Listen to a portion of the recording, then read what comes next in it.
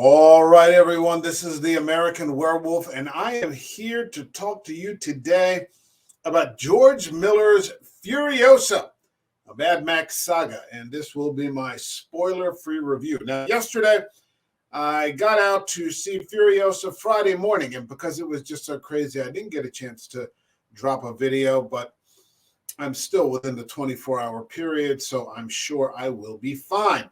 Now, I walked in there without too many expectations because nowadays, if you're on social media, you've got people that are just bagging things a year before, they're even released. And I don't pay, I used to sort of follow that sort of, I don't know exactly what you would call it. I would follow that noise, let's just say, because that's kind of what it is. It's just this kind of large, massive white noise. And some of the arguments that people who lead that charge make are, pretty decent. But just the endlessly, hate watching and shit talking, after a while, it's tiresome. And so what's ended up happening is I've come full circle right back to where I started from, which is my, perennial philosophy, which is fuck the critics, because these people that are now posing themselves off as fans are not fans. They've just become critics. And so you can't avoid it. But I wasn't expecting too much. On the other hand, it's George Miller.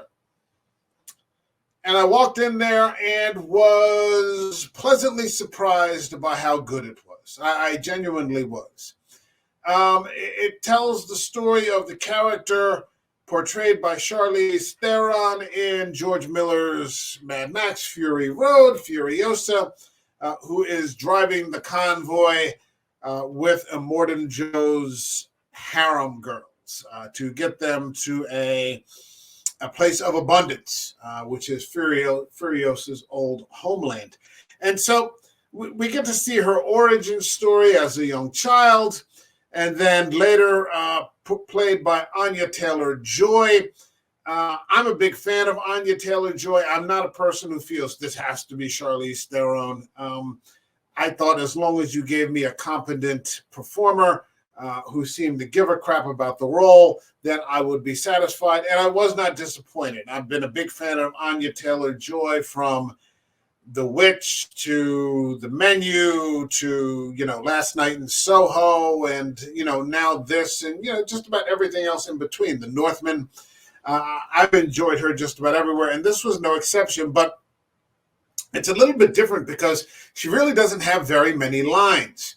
And so if you're a critic of that, which I'm not necessarily, it's just, she's doing a lot through facial expression and, you're seeing, you're having to read her eyes because she's trying to hide the fact that, and I'll drop this little spoiler, she's trying to hide the fact early on that she is a woman to avoid all the pitfalls that entails in the post-apocalyptic world.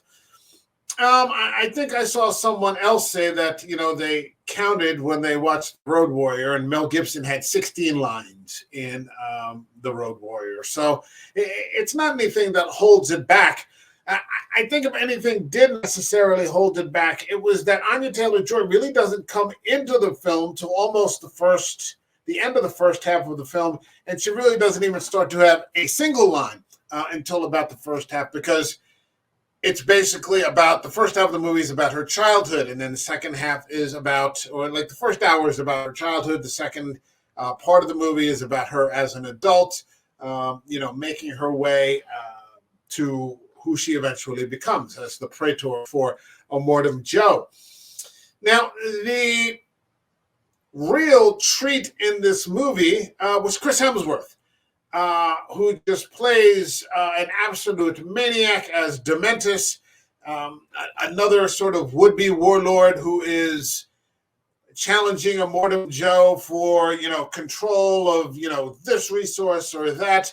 And someone described him as a sort of Jack Sparrow, but it's like a hard R-rated Jack Sparrow, like if Jack Sparrow did a lot of really evil graphic stuff to you. He does bring a comedic tone to it. And I enjoyed him thoroughly. I think Hemsworth is a good performer. I've enjoyed him in the MCU. I recently just rewatched Endgame again, Avengers Endgame, and he's still, I think, one of the better parts of it. I didn't like the direction the MCU took after that, but it was a nice treat to watch. I've enjoyed him in the Extraction films. For Netflix, I've enjoyed him in that Afghanistan war movie, 12 Strong. I thought he was good in that. And now seeing him directed by George Miller, it's just great stuff. Someone else pointed out that Mad Max is one of the few franchises that does not originate from a book. And I guess you could come up with Star Wars or maybe Alien or Predator or something like that. But most of them, the Godfather or Star Trek or, just Harry Potter or, all these franchises, basically most of them originated from books.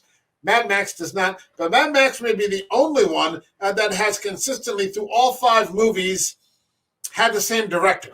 The same director for 5 consecutive films. So we don't get that very often, and it helps with the tone of things. Even though I think he cranked it all the way up when we got to Fury Road. So without getting too far into it, what did I think of the film? I thought it was pretty damn good. It didn't have quite the energy, the frenetic and the manic sort of crazy nonstop energy of Fury Road because it seemed to be, wanting to focus on this origin story. And so there wasn't quite as much road action, the road fights that were, so much a part of, the George Miller franchise, and especially that we saw in Fury Road and, the chase scenes and, just the constant combat. But when we did get those scenes, my God, visually gorgeous, absolutely gorgeous, fantastic to watch. What didn't I like? Well, I guess I just didn't like that we didn't get enough of that. And I guess we can't have a Furiosa story that is just constantly road fights that wouldn't necessarily make any sense.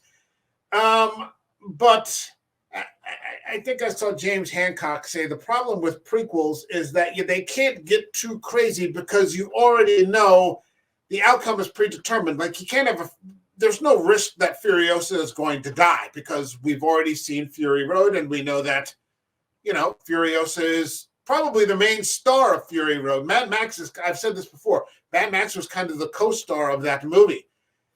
So if anything, I would have had a bit more of that sort of frantic action.